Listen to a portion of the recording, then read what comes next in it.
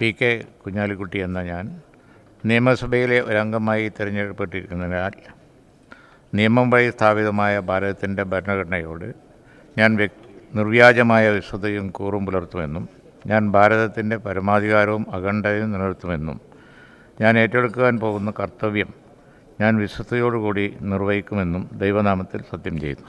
ദൈവത്തിൻ്റെ നാമത്തിൽ സത്യം ചെയ്യുന്നു. ദൈവത്തിന്റെ നാമത്തിൽ സത്യം ചെയ്യുന്നു. ദൈവത്തിന്റെ നാമത്തിൽ സത്യം ചെയ്യുന്നു. നമസ്കാരം. ഇപ്പോഴത്തെ സംഘി കൂട്ടങ്ങളുടെ ഏറ്റവും വലിയ പ്രശ്നം മുസ്ലിം ലീഗിലെ MLA-മാർ അല്ലെങ്കിൽ മുസ്ലിം MLA-മാർ ദൈവനാമത്തിൽ സത്യപ്രതിജ്ഞ ചെയ്തു, അവർ അള്ളാഹുവിന്റെ നാമത്തിൽ സത്യപ്രതിജ്ഞ ചെയ്തില്ല എന്നാണ്. അത് ലോകത്തെ ഏറ്റവും വലിയ പ്രശ്നം ഇപ്പൊ ഇതാണ്. ഈ സത്യപ്രതിജ്ഞ അള്ളാഹുവിന്റെ നാമത്തിൽ ചെയ്യാത്തത് കൊണ്ടാണ് ഹോർമൂസ് കടലിടുക്കിലൂടെ ഇപ്പോ എണ്ണ പോകാത്തത്, ഇപ്പൊ ഇന്ത്യയിൽ എണ്ണ വില കൂട്ടേണ്ടി വരുന്നത് എന്ന് പറഞ്ഞാൽ സകല പ്രശ്നത്തിനും കാരണം അതാണ്. ഈ മന്ദബുദ്ധികളെ എങ്ങനെയാണ് ഇതൊക്കെ എന്ന് പറഞ്ഞ് മനസ്സിലാക്കുന്നത് എനിക്കറിയില്ല. ഏതാണ്ട് ഒരു 3-4 മാസം മുമ്പ് ഞാനൊരു വീഡിയോ മര്യാദയ്ക്ക് ചെയ്തിട്ടുണ്ട്.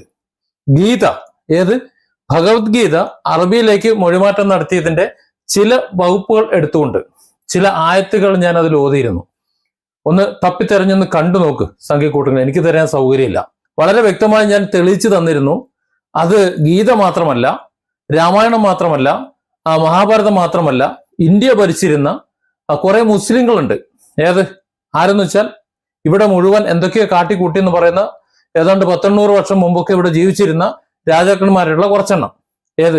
ഖുറാൻ പകർത്തി എഴുതിയവരും അതുപോലെ മറ്റുള്ളവരുമൊക്കെ ആ ബാച്ചിൽപ്പെട്ടവർ ഖുറാൻ മാത്രമല്ല പകർത്തി എഴുതിയിരുന്നത്, ഇവിടുത്തെ രാമായണവും മഹാഭാരതവും ഗീതയും ഒക്കെ അവർ പരിഭാഷപ്പെടുത്തിയിരുന്നു. ഏതിലേക്ക്? അറബിയിലേക്ക്. കാരണം അതുമൊക്കെ പഠിക്കണം. ഇതെല്ലാം കൂടെ ചേരുമ്പോഴാണ് ഒരു വിശ്വാസിയാകുന്നത്.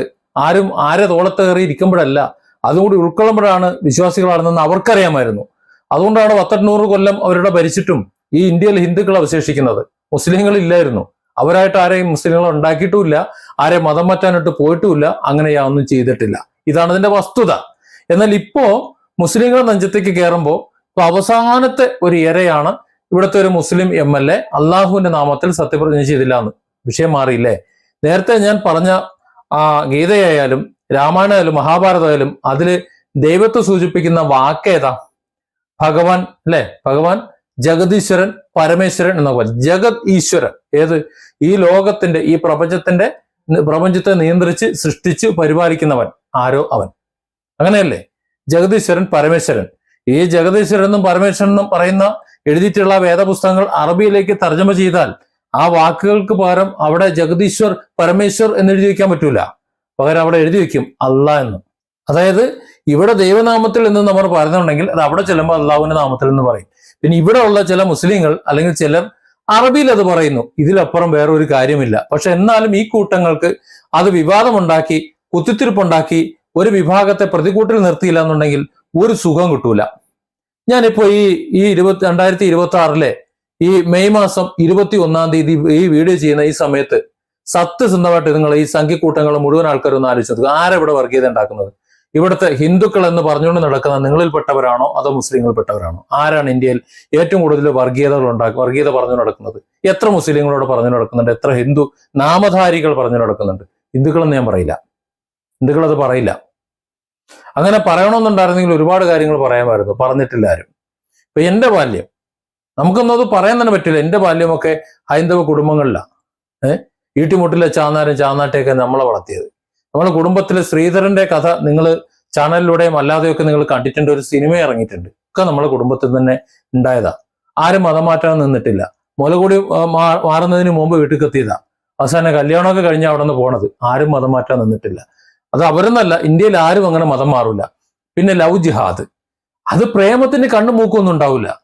അത് ആരായാലും അങ്ങ് പ്രേമിക്കും. ചിലപ്പോൾ ഹിന്ദു ആയിരിക്കും, ചില മുസ്ലിം ആയിരിക്കും.